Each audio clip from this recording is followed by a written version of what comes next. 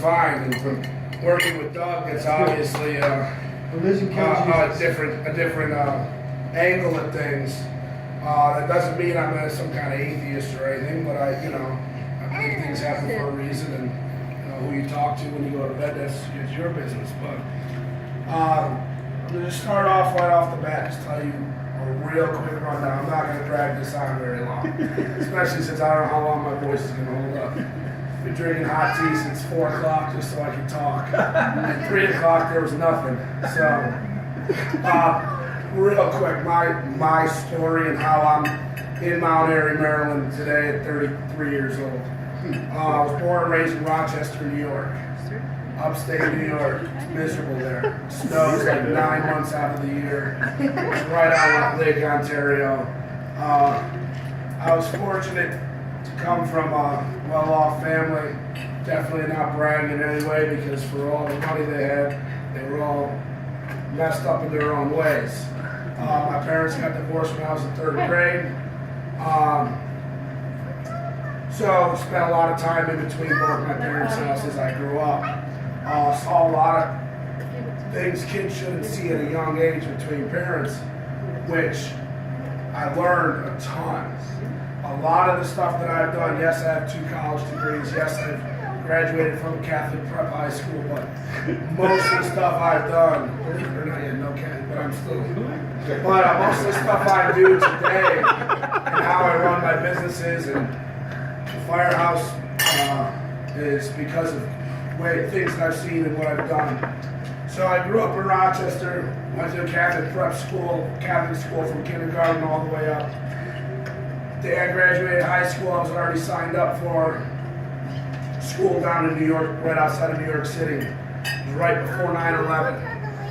9/11 happened and I gave it a real quick thought, should I just join the military? But then I thought, I'm a fat guy and they're going to kick my butt. So I'm going to work in the culinary, So I went down to the Culinary Institute of America in Hyde Park, New York. Got my associate's degree in culinary arts, my bachelor's degree in hotel restaurant management. Freshman year, I met my now wife, who was born and raised from Lisbon. She is a pastry chef. She has her baking and pastry degree, and her associate's degree, and her bachelor's in hotel restaurant management. We met freshman year, got engaged senior year. That's how we're here. She won the battle of where we were going to live. I, believe it or not, never wanted to go back to Rochester. At the time, I really wanted to do the poor, late night, work in a kitchen chef, New York City chef. I was all about it. 20 years old, 21 years old. Let's work the 18-hour days. Let's drink all night. Wake up, do it again. Live in a studio apartment. Work to pay our rent. I'm really happy we didn't do that. So she won the battle. I also wanted to move south. She wanted to live here. We planned a wedding. We got married in Searsville Mansion. She wanted to move here. We had our own family. We knew we wanted kids, so we moved here. Anyways, we both got good jobs out of school. A few years later, we ended up buying this place at 24 years old. 10 years later, this June, things are going pretty good. As you know, for those of you who have been around for a while, 2.5 months after we bought this place, we lost the place. Next door burned down, took the whole block out. So, in that, I learned another part of life is that they don't teach you in school is how to get into that stuff. They teach you basics, but you don't learn until you're actually doing it. So 10 years later, 4 kids later, we're here. So that's my story. I'm not going to get more in detail. I'm the vice president of the firehouse. I'm a fireman, EMT, rescue technician, hazmat technician. I do that 7 days a week. I leave work, I go right there. My wife loves me because I'm hardly ever home and she's got me 4 kids. I love hockey. My kids play hockey at the cross. I'm a huge Caps fan. If any of you ever need Caps tickets, let me know. I got Caps season tickets. So, my motivation and my points to talk about is tough because a lot of you guys are older than me and you're adults and you're grown men and women. So I don't want you to think that I'm talking to you as kids. So a lot of the stuff is going towards the kids. But the biggest thing I could say, and then I kept going to from when Doug told me a couple of weeks ago that I was going to talk. For real, I thought he was going to blow me off and say, I don't think so. He did censor me, so I'm really trying to keep it clean. Because there's already a couple times I was about to drop something. I'm really working on it, you know. A Daniel from New York, we don't have the best amounts. So,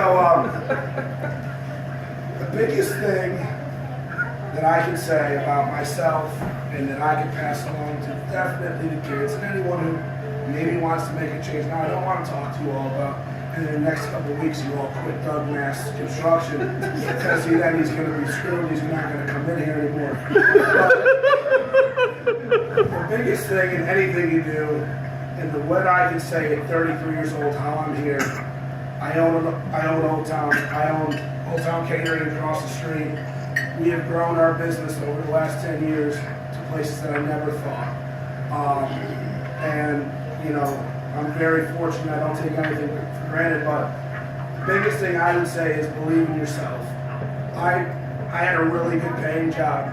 I was an executive chef at a restaurant called Jordan Steakhouse in Ellicott City. I had insurance, I had a great salary, I had my cell phone, my wife's cell phone, laundry, a company credit card, everything I wanted. No care in the world. I had to go to work, punch out, and I went home. But I wasn't happy because I was working for someone else. I was busting my butt every week. And I knew I could do this. I knew this is what I wanted. I was 24 and I took a chance. That's the second part of that, is being willing to take chances. Chances might not always work out. But it's a roll of the dice. And if you set yourself up to succeed, you're going to succeed. You might fall down, but you got to get back up and make something of it. So the first part is believe in yourself. I firmly believe that if I didn't believe at 24 that I could do this, and 7 years later take on a whole other business, 2 years ago do that, or a year ago do the bakery now, buying vehicles, I mean, Doug is the same thing, I mean, growing every year. You've got to believe that you can do it, and you can take chances and believe in yourself. The second thing I have written down here, I only have 4 things written down. So the second thing I have written down, and the reason I have this written down is, one is mainly because of your boss. He's taught me a lot since I met him. And one thing that I'm really, really big on, and we talked about this when Bruce Woody walked in here tonight, I'm huge on loyalty. That is to me the biggest thing in the world. Be loyal to the people that are good to you. I'll go back to the fire. And it happened to me today at the bank. BB&T said, why don't you let us quote you on your insurance? The fire happened. I owned this place 2.5 months. I had a 1-month-old baby, our first child, in a stroller out front watching the place burn. I just bought a house. I didn't know how I was going to pay anything. I had traveler's insurance. I have traveler's insurance to this day. Now, this is not a traveler's insurance. Traveler's insurance came in the day after the fire, gave me a check for $1,000. Said, you have great insurance, don't worry about a thing. Throughout the whole process, they covered everything. Never made us lose an ounce of sleep. They were so good to us. So to this day, have other companies come in and undercut them $500 a year. Yeah, but you know what? They were so good to us, I feel his loyalty. Same thing with Doug. He's a great customer. He's a great guy. I've called him out of church. I've called him out of bed. Doug, something's broke. In return, I would do anything for Doug. My buddies at the firehouse. You know, you do something, you do that job, and you got to be willing to lay your life down on the line for one of those guys. Not everyone's great to you, and you don't have to be loyal to everyone, believe me, because I'm not. But pick the people that are good to you and don't mess that up. And, you know, Doug's sister came in Wednesday after the funeral, and I can't believe she actually fit behind this church. I was shocked. She stood up and I said, look, you can leave because I'm not delivering a baby. I just got this carpet. We're not going to get But I said to her, I said, I don't like humans. This business has made me hate the human race. Just for everything, you know, people bitching there's not enough ketchup on the table, the ice isn't cold enough, whatever. But, you know, then you have your diamonds in the rough like Doug, who's just a good human being and restores faith in humanity. Turn on the news, go on Facebook, see it. It's all crap. I don't care who you voted for. It doesn't bother me if you voted for her or him. It's whatever. It doesn't bother. I don't care what bathroom you use. I don't care what color your skin is. I don't care who your partner is. But it's all crap that's going on. So, people that are good to you, be good to them. Be loyal to them. Know that they can count on you because if he needs something, I hope he knows he can call on me, whatever time of the day it is, and I know I can call on him. And I've got just a handful of guys I feel that way about. The next thing, that's two more. Have fun with life. I've spent a lot of time these 10 years stressing. I wake up to this day every morning. The first thing I do is go to my mobile app on BB&T and see if I have any money in the bank. It's not fun. There's mornings I wake up and I like life, and there's mornings I wake up and I hate life. And Doug has heard a lot of it when he walks in. I always say, you'll know if I'm having a good day if I tell everyone this place is for sale or not. If I'm trying to sell it to my customers, you know I'm not having a good time.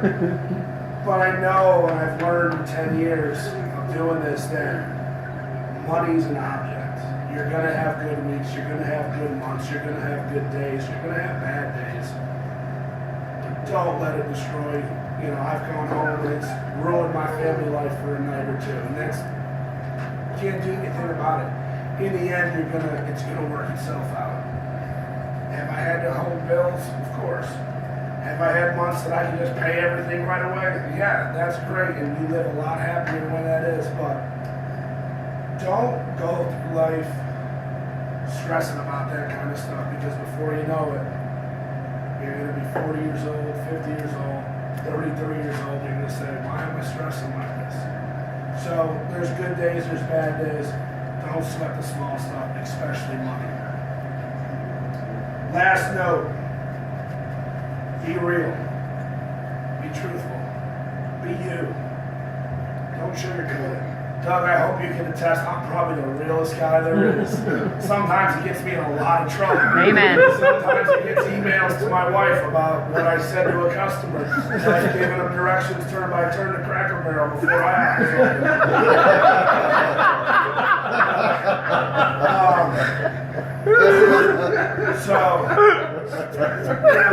don't be a fake person. Be real. Maybe censor yourself sometimes when the situation's right.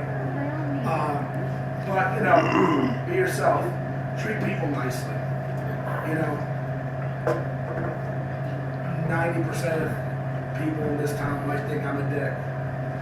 But the other 10% really know that I would do anything for most people. They don't realize that I'm taking grandma to the hospital in the middle of the night. That I'm doing CPR on the guy that just had a cardiac arrest playing basketball at Calvary Methodist Church. That, you know, I'm buying the old man who just lost his wife breakfast because, you know, he's in here crying blues. So, be nice to people. Because what goes around comes around. Last but not least, and I've become a master at this because I started working in a kitchen at 12 years old. It's the only job I've ever done. I can't change oil. I can't put a new faucet in. I can't hang this damn picture frame that I bought for $40 and stick it against the wall. Be able to ask for help. Whether it be help hanging a picture frame, whether it be help if you need something monetary, whether it be help because you need to talk to someone because maybe you're thinking about doing something that's not smart. Be willing to ask for help. I do it all the time. Like I said, from hanging pictures to, hey man, I don't know what I should do next, you know. There's always somewhere to listen, someone that'll listen. And I know for a fact you work for someone that will always listen. So don't ever hesitate to ask for help. If you're feeling down, or if you need some advice, or you just need an ear to talk to. Shit, coffee. Almost made it.